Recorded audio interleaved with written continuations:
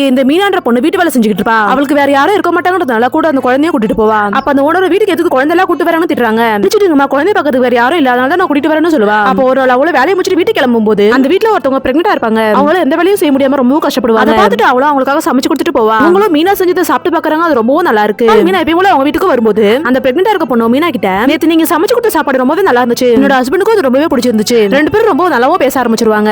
அப்ப அவங்களும் மீனா கிட்ட, நீங்க தனியா இருந்து இவ்வளவு கஷ்டப்படுறீங்கன்னு கேட்பாங்க. நான் கிராமத்துல தான் வளர்ந்தேன், அங்கேயே ஒரு பையனை பார்த்து நான் லவ் பண்ணி கல்யாணமும் பண்ணிக்கிட்டேன். லவ் பண்ணி மேரேஜ் பண்ணதுனால எங்க அப்பா அம்மாவும் ஏத்துக்கல, அதனால நாங்க சிட்டிக்கும் வந்துட்டோம். நாங்களும் ரொம்ப சந்தோஷமா வாழ்ந்துட்டு இருந்தோம். எங்களுக்கும் ஒரு அழகான ஒரு குழந்தையும் பிறந்துச்சு. லைஃப் ரொம்ப நல்லாவே போயிட்டு இருந்துச்சு. அப்ப திடீர்னு என்னோட ஹஸ்பண்டுக்கு உடம்பு சரியில்லாம ரத்த வாந்தி எடுக்க ஆரம்பிச்சிட்டாரு. அப்ப செக் பண்ணி பார்த்ததுல அவருக்கு கேன்சர்னு தெரிய வந்துச்சு. அவனுக்கு கேன்சர் வந்துருச்சுன்ற வழியை விட எங்க தனியா விட்டு போறது வழியா அவனுக்கு பெருசா இருந்துச்சு. அதனாலயே உடம்பு ரொம்ப முடியாம இறந்து போயிட்டாரு. அதனால நானும் நிறைய வீட்டுக்கு போயிட்டு என் குழந்தை நல்லா பாத்துக்கணும்னு வேலை செஞ்சுட்டு இருக்கேன் அப்படின்னு மீனாவும் அவங்க கிட்ட பேசிட்டு இருக்கும்போது, உங்களும் மீனா கிட்ட உனக்குன்னு ஒரு கனவு இருக்கும்ல, அது என்னன்னு கேக்குறாங்க. என்னோட ஆசையே ஒரு சின்ன ஹோட்டல் ஆரம்பிக்கணும், சாப்பாடு மாதிரி சுத்தமா எல்லாருக்கும் சமைச்சு போடணும்னு சொல்லுவா. தனியா இதெல்லாம் உன்னால பண்ண முடியுமான்னு அவங்களே கேட்பாங்க. அவளும் ரொம்ப கான்ஃபிடென்ட்டா என்னால பண்ண முடியும்னு சொல்லுவா. ஒரு நாள் பிரெக்னெண்டா இருக்க அந்த பொண்ணு மீனா ஹெல்ப் பண்றதுக்காக ஊர்ல எம்எல்ஏ கிட்ட இருந்து வட்டிக்கு காசு வாங்கி கொடுப்பா. ரொம்ப சந்தோஷமா அந்த காசை வாங்கி ஹோட்டலும் ஸ்டார்ட் பண்ணிடுவா. அவளும் ரொம்ப டேஸ்டா சமைக்கிறதுனால அவ கடைக்கு கூட்டமும் நிறைய வர ஆரம்பிச்சிடும். 2 தோசை வாங்குறவங்க 4 தோசை வாங்கிட்டு போயிட்டு இருப்பாங்க. மீனாவோட ஹோட்டலுக்கு ஆப்போசிட்லயே எம்எல்ஏவோட ஹோட்டலும் இருக்கும். டேஸ்ட் ரொம்ப நல்லா இருக்குன்றதுனால எல்லாரும் மீனா ஹோட்டலுக்கே போயிட்டு இருப்பாங்க. அந்த விஷயம் எம்எல்ஏக்கும் தெரிய வந்து மீனா ஹோட்டல மூட வைக்கணும்னு சொல்லிட்டு மீனாவோட ஹோட்டலுக்கும் ஃபுட் டிபார்ட்மெண்ட்ல இருந்து ஆள் வந்து உங்களோட சாப்பாடு சுத்தமா இல்லன்னு சொல்லி மூட வச்சிருவாங்க. அசல மீனாவும் அந்த எம்எல்ஏ கடையிலே பாத்திரம் கழுவிட்டு இருக்க வேலையும் செஞ்சு நாள் இவளுக்கும் இவரால தான் நம்ம ஹோட்டலே சீல் பண்ணாங்கன்னு தெரிய வந்ததும் ரொம்ப கோவமா அவர்கிட்ட, கொஞ்சம் வளர்ந்தா உங்களுக்கு பிடிக்காது, என்னோட கனவை தான் உடைச்சிருக்கீங்க, என்னோட நம்பிக்கை உடைக்க முடியாதுன்னு சொல்லிட்டு ரொம்ப கோவமா சவால் விட்டு போவா.